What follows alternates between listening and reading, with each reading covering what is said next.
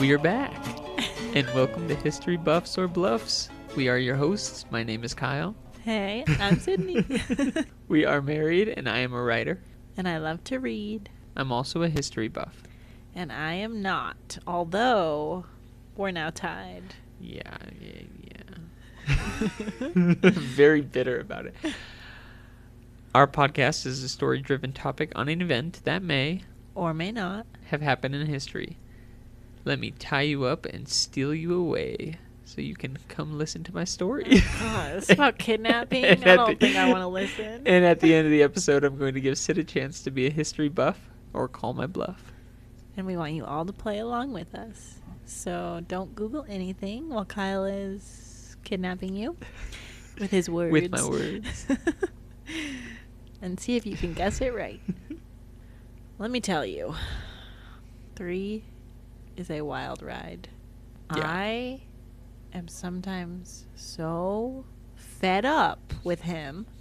He gets into these moods where he knows that he shouldn't be doing these things, and he just does them anyways.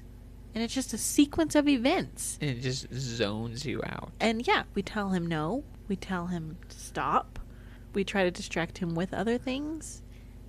And he just goes on like this rampage of being terrible. Doing every possible thing that he knows not to do.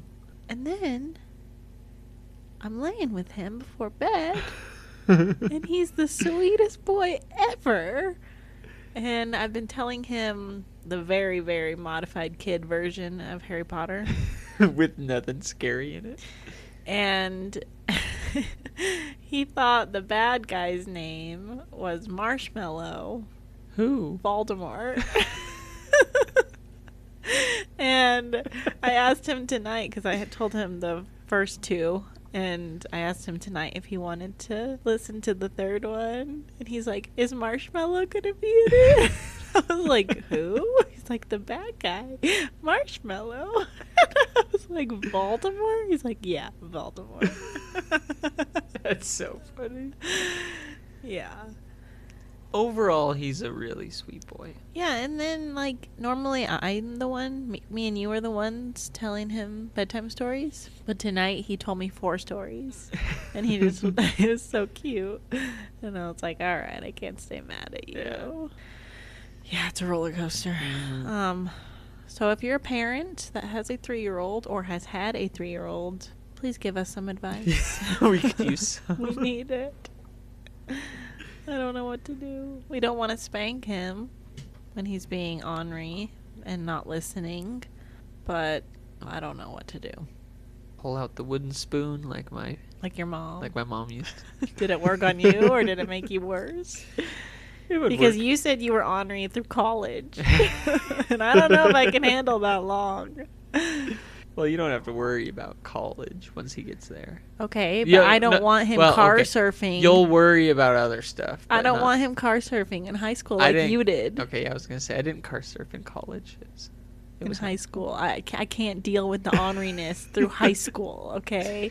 That's when it gets into more, like, big trouble. Yeah. Legal things. Like drugs. I didn't do drugs. Drinking. Yeah. Yeah, you drank. Yeah.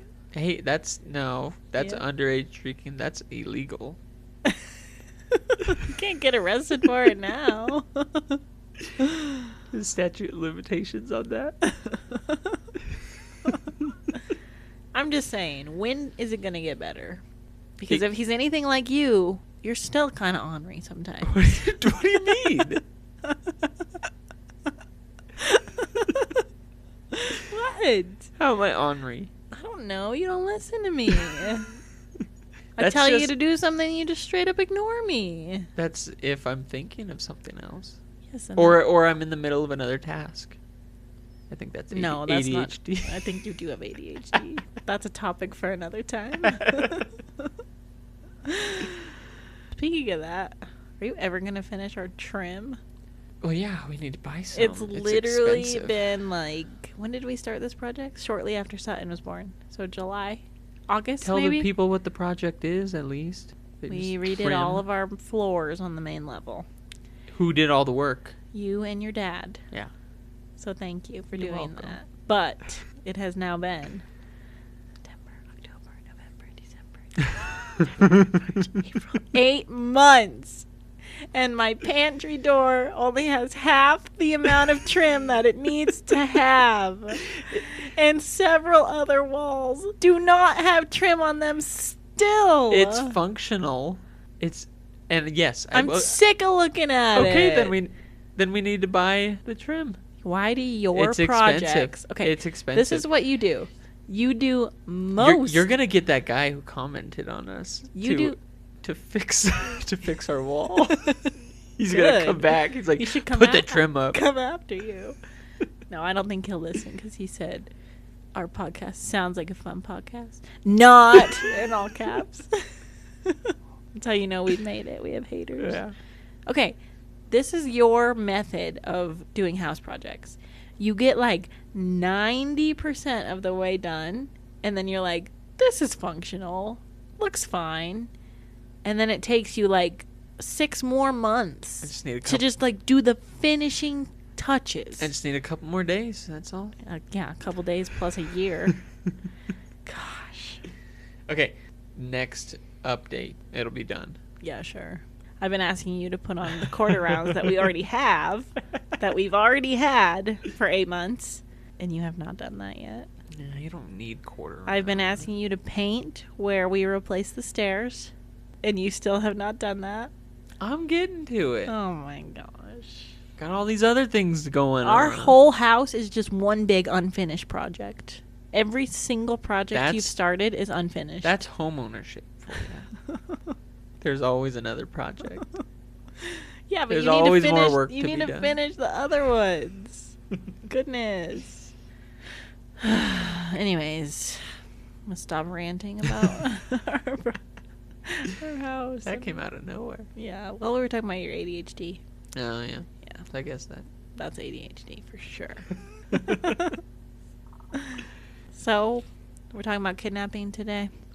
Well, I really hope not, especially if it's a child. 6-6 Yeah, is our score.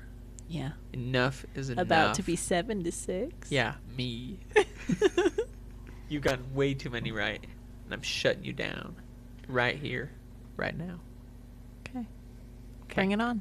Today, we are going to discuss the kidnapping of John Paul Getty III.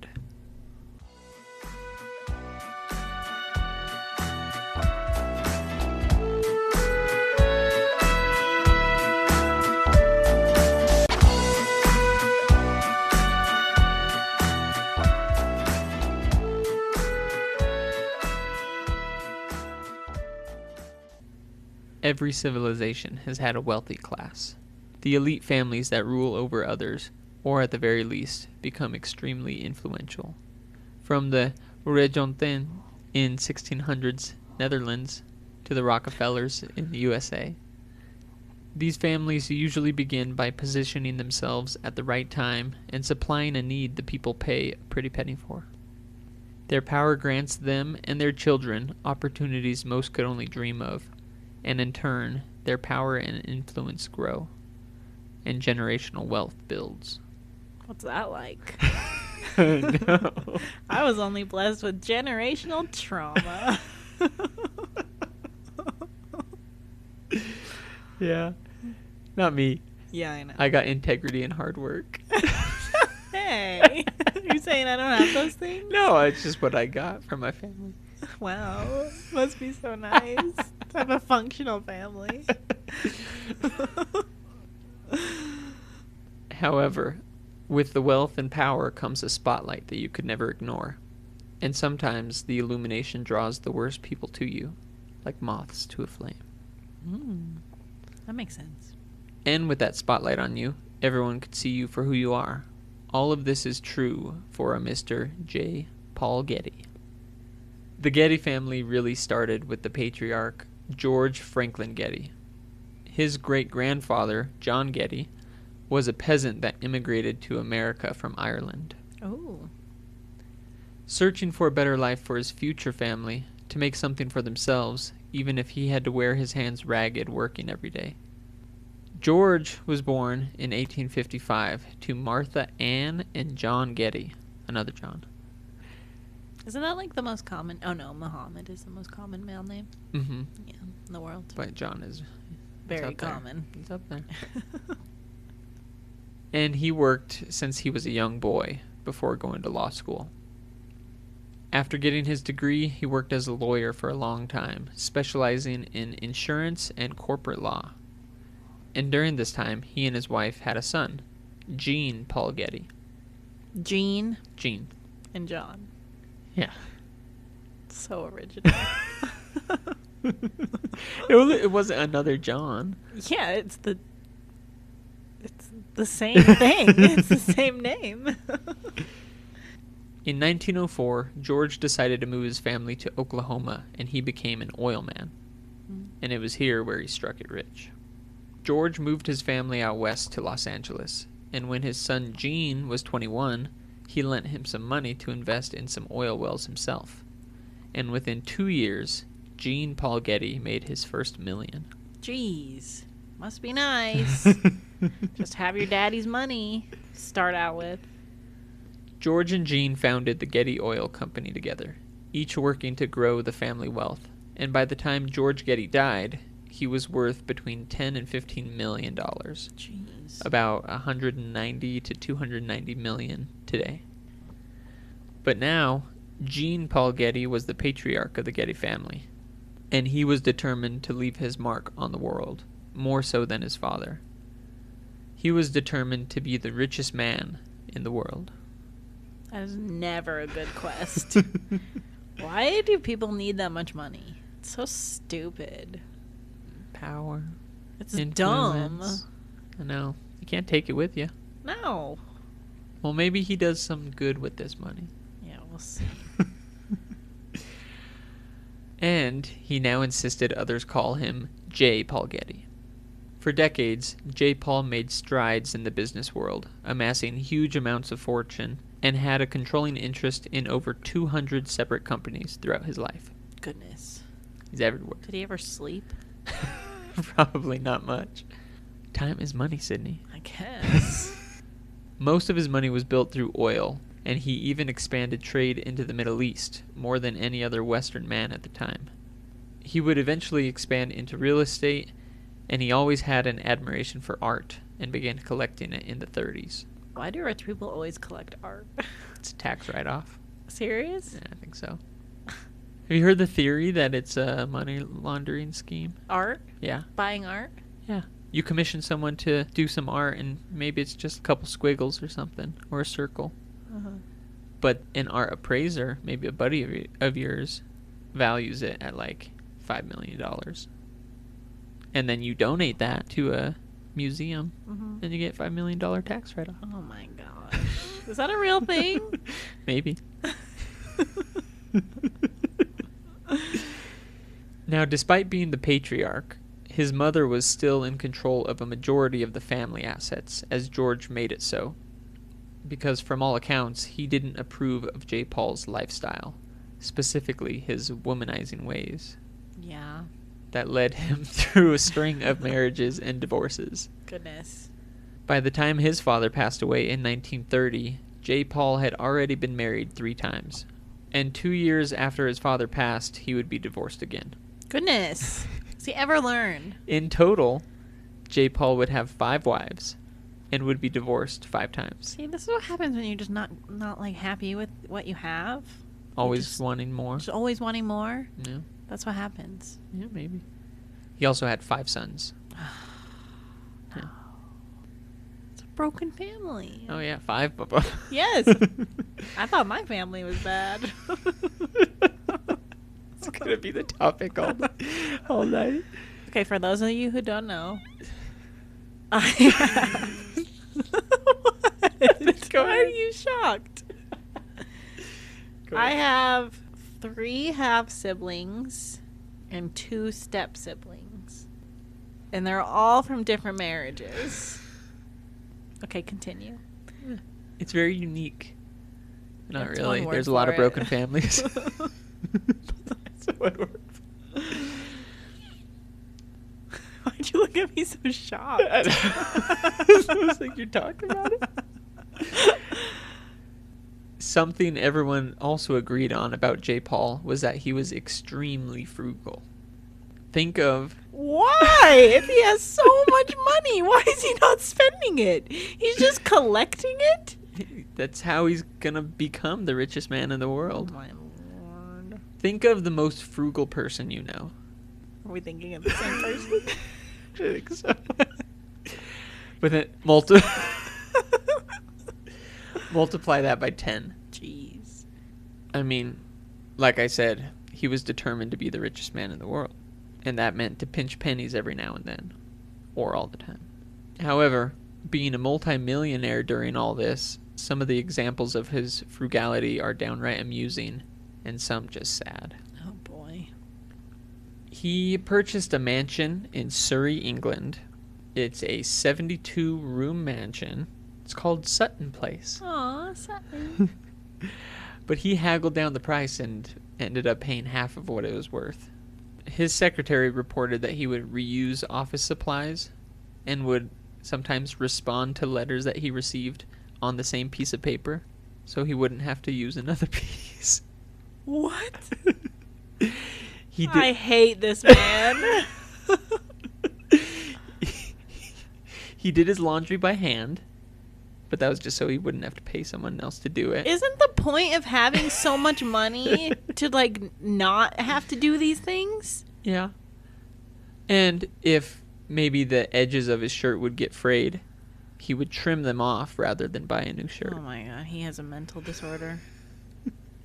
This guy is mentally ill. All of the art and furniture that he would buy was always significantly lower than the sellers were looking for. He was a master haggler, this man. His fifth wife also recounted about how he scolded her for spending too much money on treatment for their blind 6-year-old son after his brain tumor surgery. Oh my gosh. When that child died at the age of 12, the funeral, which was being held in the U.S., since that's where his wife lived, J. Paul did not go because he was living in Sutton Place in England. And he didn't want to buy a plane ticket? No, probably not. And he also lived in England because it was cheaper than living in America. Oh my goodness. So he didn't even live with his family. This guy is a piece of work. And, as we're about to discuss, he even tried to negotiate, or haggle, the price that the kidnappers demanded for his own grandson, John Paul Getty III. Wow. What a tool. John Paul Getty III was born in 1956 to Abigail Harris and John Paul Getty Jr. This is J. Paul's third son with his fourth wife. Shaking your head. I just hate this guy so much. Why would anybody keep marrying him? Money. That he's not going to spend on you. That's the whole point of marrying somebody rich. Yeah, he's not the one to marry. So JP3's father ran the Getty family oil business in Italy, like their division in Italy.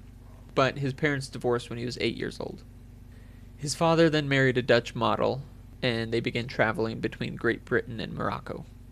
JP3 stayed with his mother in Italy, and he attended school in Rome. Now, from all accounts, he was a bit of a wild child.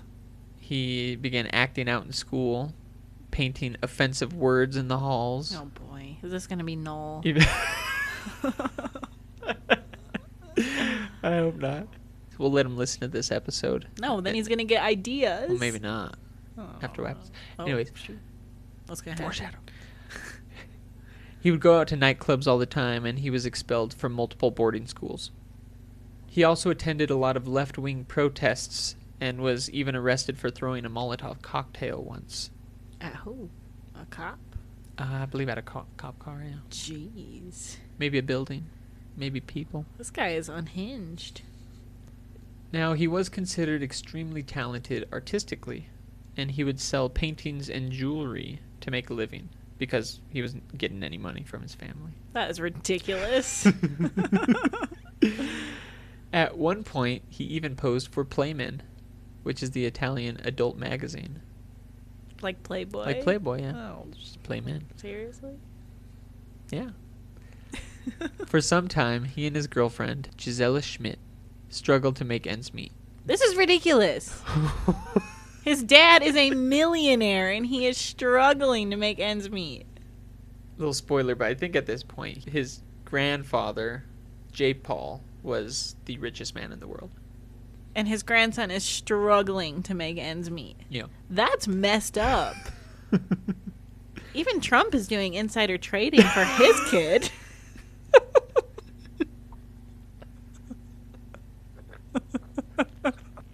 I never thought you'd call Trump a family man.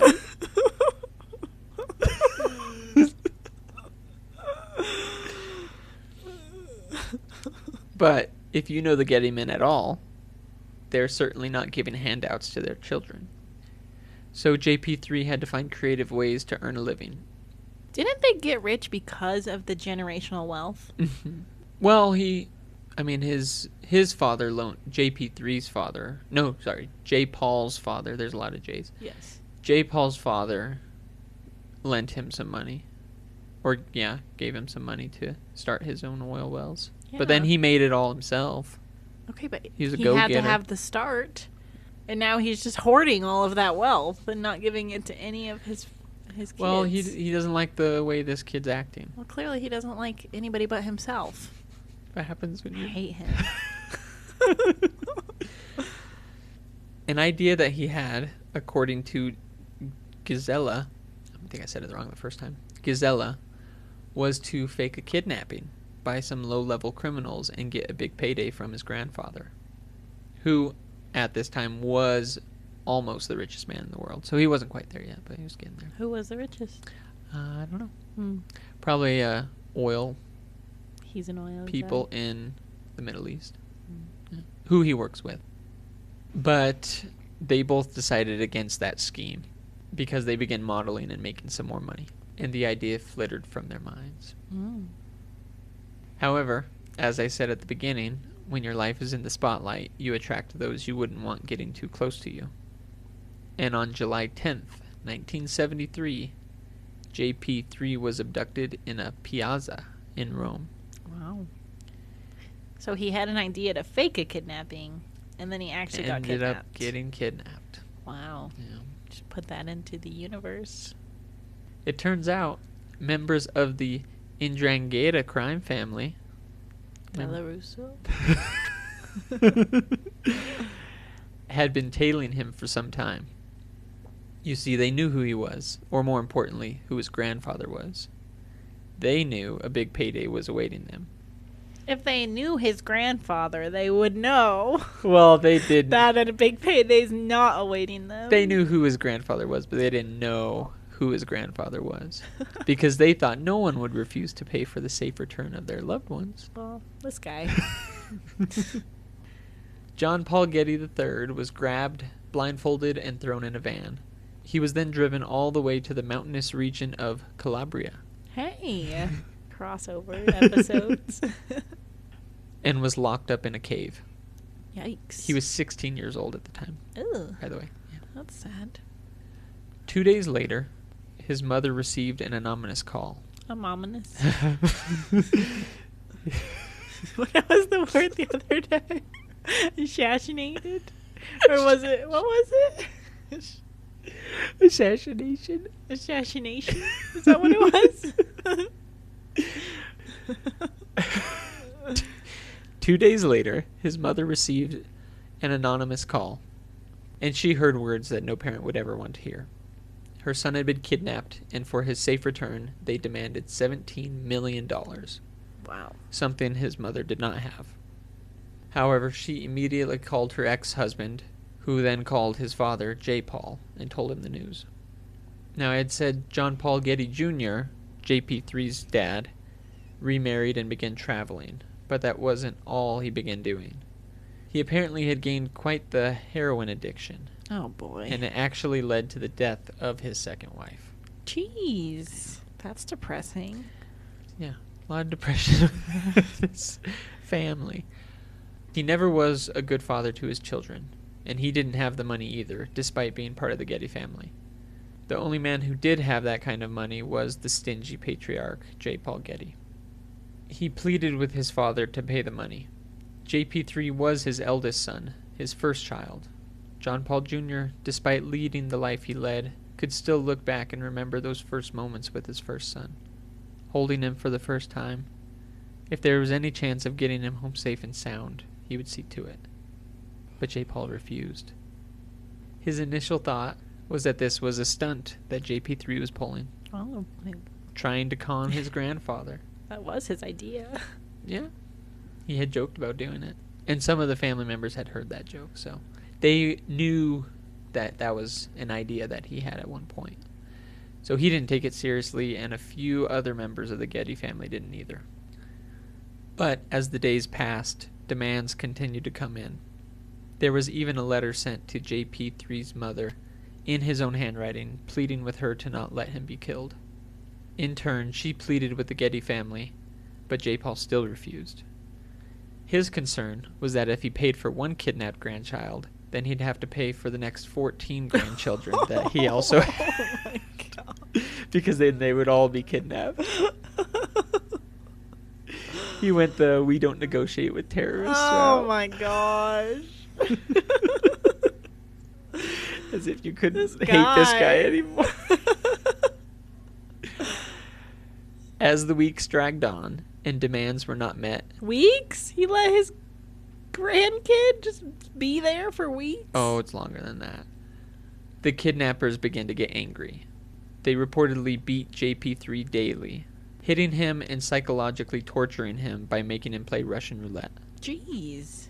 By November, remember he was abducted in July. 4 months had gone by, and JP III was tied up in a cave. At this point, the Andrangheta members decided to send a message.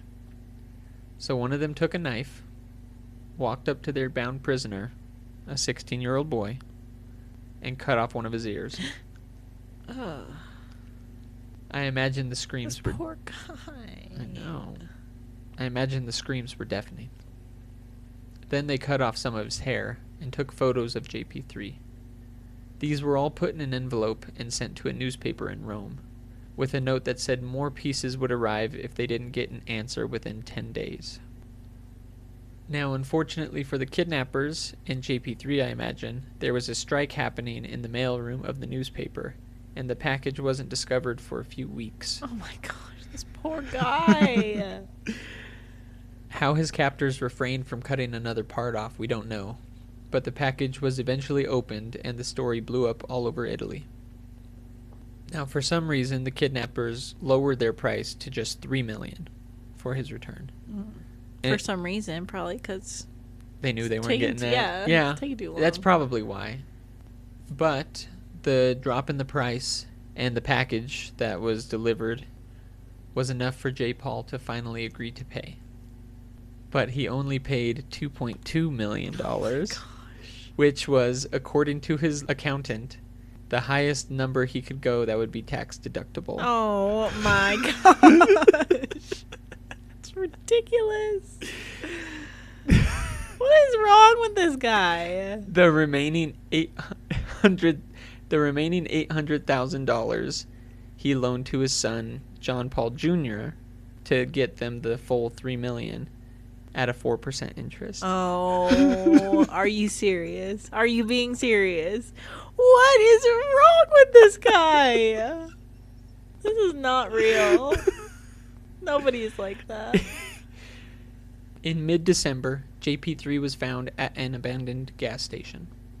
He was skinny, starved, beaten, and traumatized from his 5 months of captivity. Aww. And after that, attempted to drown his sorrow and trauma in drugs and alcohol. How sad. After his return, JP III's mother suggested that he call his grandfather to thank him for rescuing him. But I would be like, F you, bro. when he called, J. Paul refused to answer the phone. What? Why? It doesn't say. He just didn't answer. After all that. What the heck? Now, within a month of him being released, all 9 kidnappers were caught. That's good. Yeah, they didn't get very far. But... So what was the whole point? Because now they're not even going to be able to spend the money. Well, you know they are. Oh. So, only 2 of them ended up going to prison. Oh. The rest were acquitted from lack of evidence, basically. That's dumb. Yeah, maybe they had some little, $2.2 million. Yeah. Well, technically $3 million. Yeah. And it says most of the money was never recovered. Wow. Mm-hmm. How? Cops just were not doing their jobs then. Well, they caught him pretty quick. Yeah, but then they didn't get the money back. And only 2 got arrested, Yeah. so... Do you really want JPIII to have his money back? No. I don't. I wish he would have just, lost it all somehow. Right at the end. Just And then everything that he worked for, just gone. penniless at the end. Yeah, Dang. I know. Be karma. Mm-hmm. John Paul Getty III never recovered from his time in captivity. In 1974, a year after he was kidnapped, he married Gisela. But as I said, drugs and alcohol had a firm grip on his life. And in 1981, he overdosed and had a stroke, which left him completely paralyzed, partially blind, and unable to speak, and wheelchair-bound for the rest of his life. Jeez. He died in 2011 at the age of 54. And his grandpa wasn't alive then, right? No. So, because I was going to say, I hope he feels bad. This is his fault. J. Paul Getty was at one point in time the world's wealthiest man.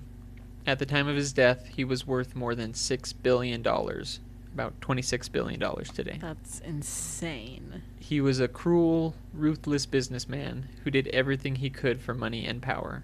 And in the end, he died alone of heart failure. It's karma. Yeah. After alienating every member of his family, showing no love to any of his 5 wives or children, I could see no other way out for him. His heart failed in life. He's like the Grinch, but it was the opposite. The Grinch if he stayed bad. No, it was like the opposite. Oh, his heart. His heart just Went started shrinking, and then he sizes became a too Grinch. smaller. Yeah. If the abduction and mutilation of a family member wasn't enough to soften him, I doubt anything would have. But Sydney, I know you have a soft heart. So tell me, was this a history buff or bluff?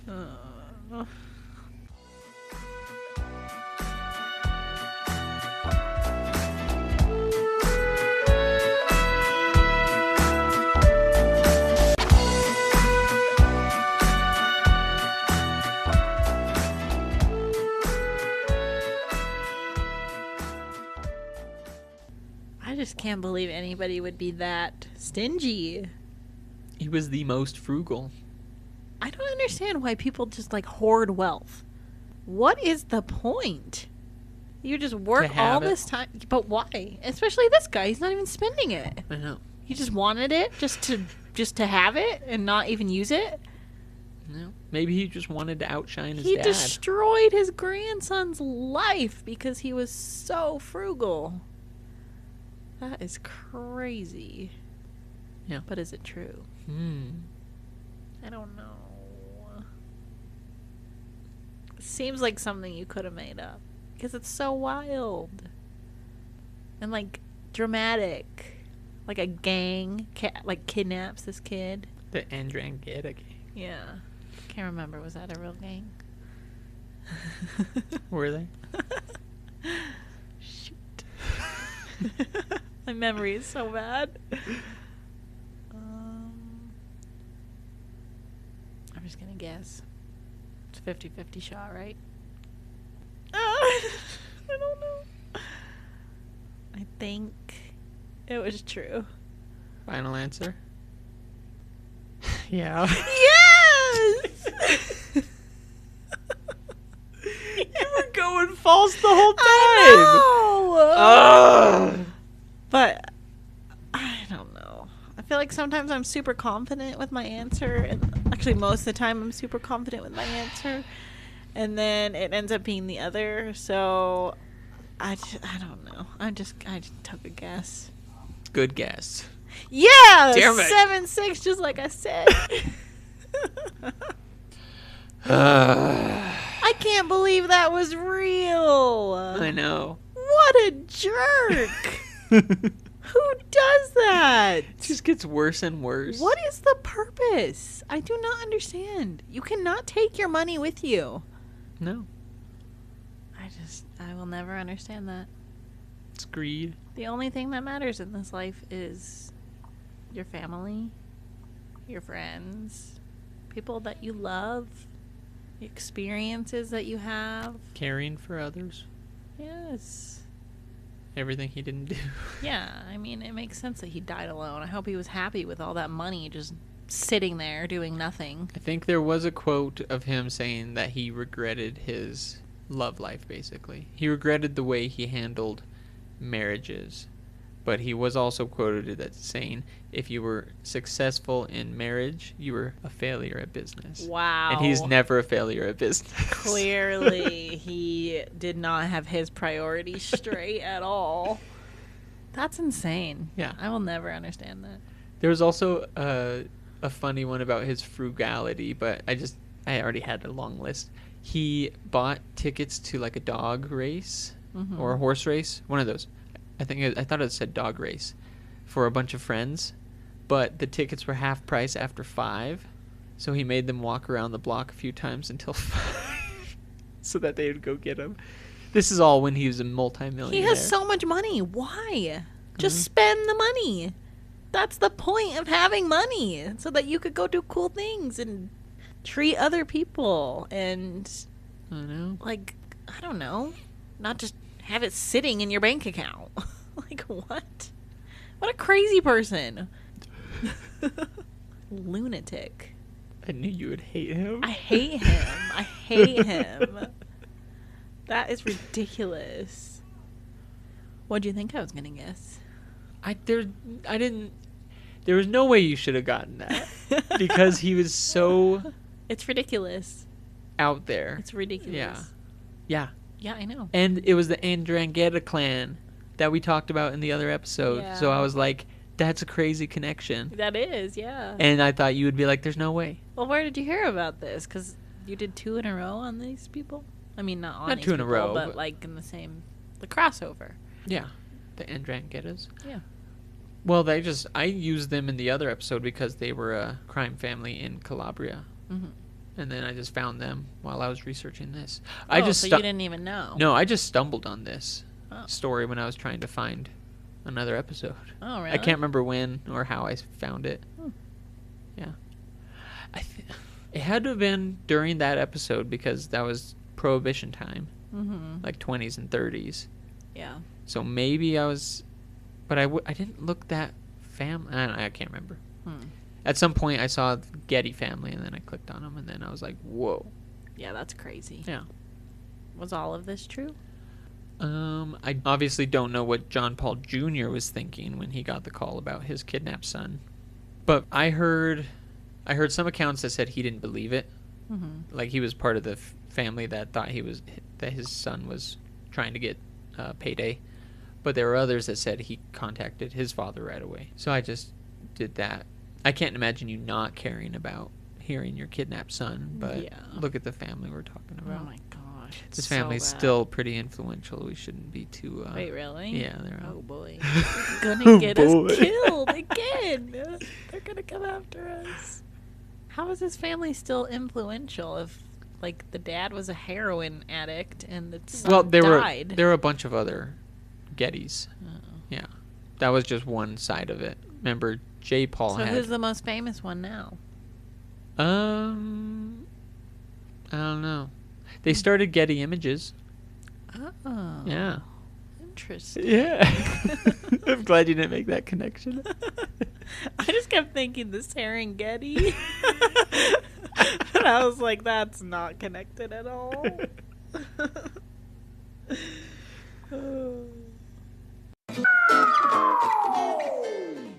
What are your final thoughts, I'm Sid? 7 and 6, yo. I just decided to go against what I was originally gonna guess Why? Because none of my guesses have been working out for me. They've been working out pretty good lately. I mean, lately, yeah, but most of the episodes, I've just been terrible. So, well, you're doing good. 3 more. I can't believe it. You're gonna win. How do you know? You could very much come back. I know. I need to fool you with some good ones. Yeah. I thought this was gonna get you. I almost guessed that it was false. What flipped you? I just told you. Every single time it's a crazy story that I think that you made up. It's been true. So I need to do just like a boring story. No, that's the opposite That's of what false. our podcast is supposed to be. Yeah, I know. It's supposed to be wild historical events. I don't know, Kyle. That was just a 50-50 guess. You'll probably get me next week. Fat chance. All right.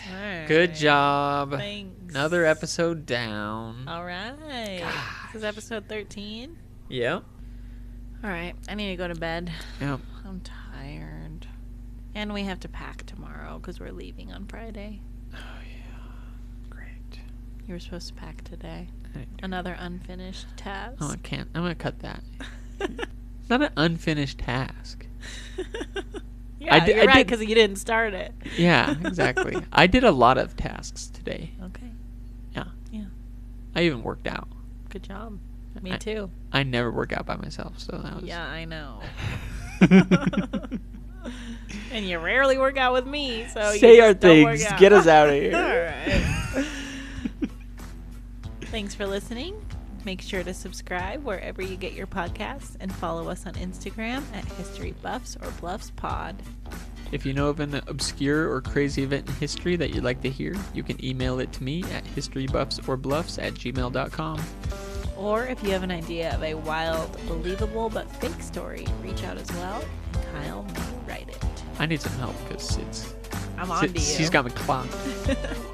Thanks for joining us again. Tune in next week for another episode and help Sid find out if it'll be history buff or bluff. Have a good week.